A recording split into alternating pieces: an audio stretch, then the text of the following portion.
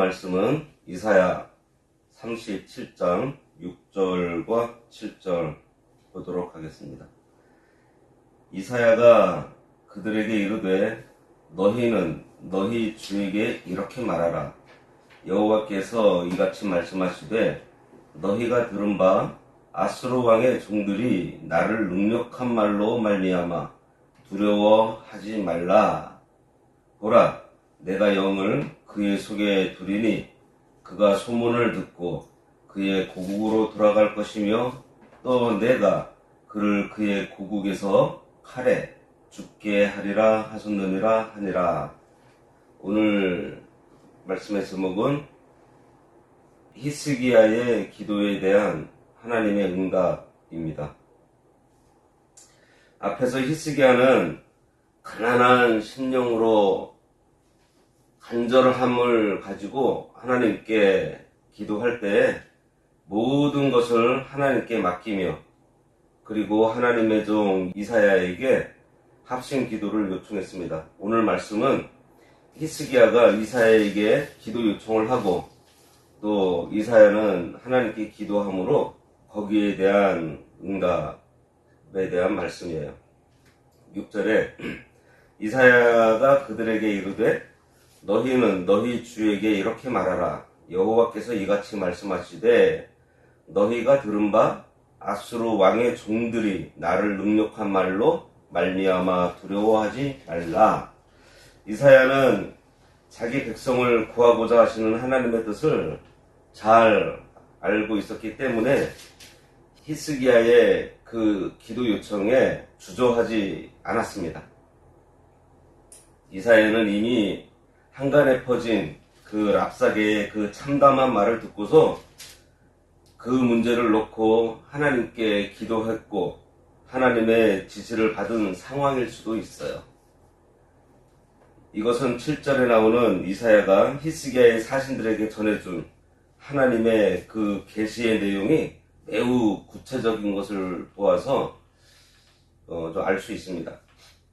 여기 보면 랍사게를 종이라고 부르고 있어요. 여기 나오는 이 종의 의미는 신하나 충성스러운 부하라는 의미인 그 히브리어 아바드가 아닙니다. 이것은 단순히 심부름하는 자 또는 노예를 뜻하는 나르라는 단어를 사용하고 있어요. 그것은 랍사게가 하나님을 무시한 것처럼 하나님께서는 이러한 경멸적인 단어를 사용해서 그가 하찮은 존재라는 것을 강조하고 있는 것입니다. 여기 그가 능욕하는 말 그랬는데 능욕은 본래 사람들을 욕한다 그러한 의미입니다. 그런데 이 단어가 하나님에 대해서 쓰여질 때에는 뭐죠? 신성모독을 말하는 거예요. 때문에 하나님께서는 랍사게가 전한 아수르 왕의 말들을 들으시고 공의로 보응하실 것을 작정하신 것입니다. 랍사게처럼 과거의 골리앗도 자신의 힘과 자신의 그 무기만을 믿고 이스라엘의 하나님을 모욕했다가 결국 하나님의 심판을 받아 다윗에게 죽임을 당했습니다. 하나님께서는 두려워하지 말라 그랬어요. 하나님께서 당신의 백성들에게 참 위로와 평안을 약속하실 때에 이 말씀은 종종 사용하셨습니다. 이스라엘 백성들이 가나안 땅 정복할 때에도 그들이 그동안 의지하고 참 따랐던 그 큰 종 모세는 없고 여호수아가 그들을 이끌 때에 하나님께서 여호수아에게도 두려워하지 말라고 하셨고 백성들에게도 두려워하지 말라고 하셨고 항상 어떠한 일이 있을 때마다 하나님께서 내가 너희와 함께 할 테니 두려워하지 말라고 얼마나 많이 말씀하셨습니까? 이것은 뭐예요? 하나님께서 친히 어떤 일이든지 개입하셔서 역사하신다는 거예요. 그리고 하나님께서 너희랑 함께 해주시겠다는 거예요. 하나님께서 함께 해주시겠다는 겁니다. 그러니 두려워하지 말라는 거예요. 하나님께서는 교회를 회방하는 세력에게 반드시 보응하십니다. 주의 몸된 교회라고 했잖아요.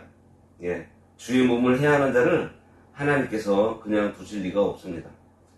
7절에 보라 내가 영을 그의 속에 두리니 그가 소문을 듣고 그의 고국으로 돌아갈 것이며 또 내가 그를 그의 고국에서 칼에 죽게 하리라 하셨느니라 하니라.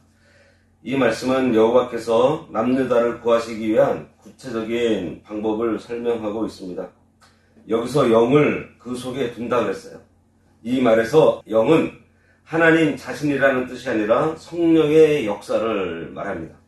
신약에 보면 성령이 역사할 때 바람 같은 역사, 또 예레미야서에도 보면은 불 같은 역사, 지진 같은 역사, 큰 역사들이 성령의 역사를 통해서 나타나고 있어요. 그러니 성령의 역사로 소문을 듣고 생각이 헷갈려서 그가 고국으로 돌아가게 된다는 거예요. 뒤에 보면 하나님의 천사가 나타나서 아수르 병사들을 다 죽입니다. 그리고 사네립 왕은 도망가서 고국으로 돌아가지만 거기서 비참한 죽임을 당해요.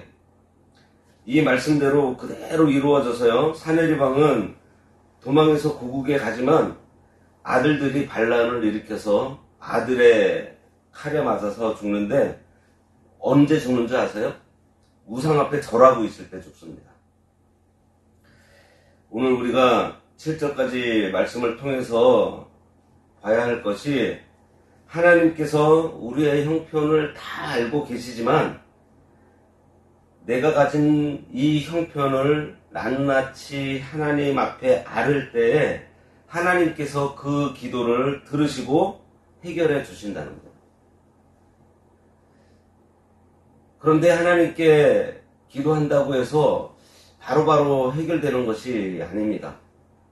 기도할 때 불안하고 초조하거나 답답했던 마음이 평안함이 찾아올 때가 있어요. 우리가 그때까지 기도를 멈추지 말아야 합니다. 그러면서 우리의 기도의 응답을 받게 되는 거예요. 그렇지만 기도 응답이 바로 이렇게 있지 않고 기다려야 할 때가 또 있습니다. 히스기야도 이사야에게 기도 요청을 했어요. 이때도 이사야는 하나님께서 은혜 주실 것이라고 아수르 왕이 자기 나라로 돌아가고 거기서 죽게 될 것이니 두려워하지 말라는 응답을 받았는데 오히려 위기가 찾아옵니다. 지금까지는 랍사게라는 자가 와서 말로 욕하고 조롱하면서 괴롭힘으로 해서 속은 쓰렸지만 어떠한 큰 위협은 없었습니다. 그런데 이후에 아수르의 왕의 군대는 구스를 치면서 점점 예루살렘을 정복하기 위해서 가까워지고 있어요. 히스기야를 조여오면서 더 큰 위기를 만나게 됩니다. 우리도 기도하는 중에 교역자나 또 기도의 능력이 있는 분들한테 기도 부탁할 때가 있습니다. 그러면은 그분들이 기도를 하면서 어떠한 깨달음으로 응답받은 것으로 전해줄 때 그 일이 바로 이루어지지 않을 때가 있어요. 하지만 히스기야 앞에 더 큰 위협이 다가오는 것처럼 그러한 일들이 당할 수 있습니다. 그런데 이제 뒤에 가서 보시면 아시겠지만은 히스기야가 또 그때 어떻게 했는가, 그것들을 우리가 또 다음 시간에 찾아보도록 하겠습니다. 기도하겠습니다.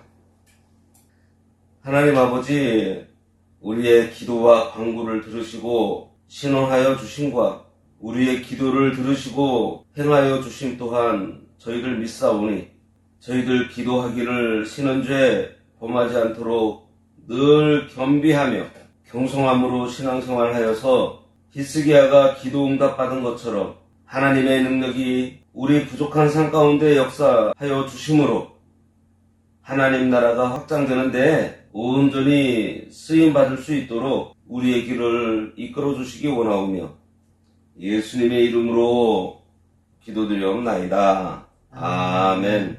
하늘에 계신 우리 아버지여, 이름이 거룩히 여김을 받으시오며 나라가 임하시오며 뜻이 하늘에서 이루어진 것 같이 땅에서도 이루어지이다.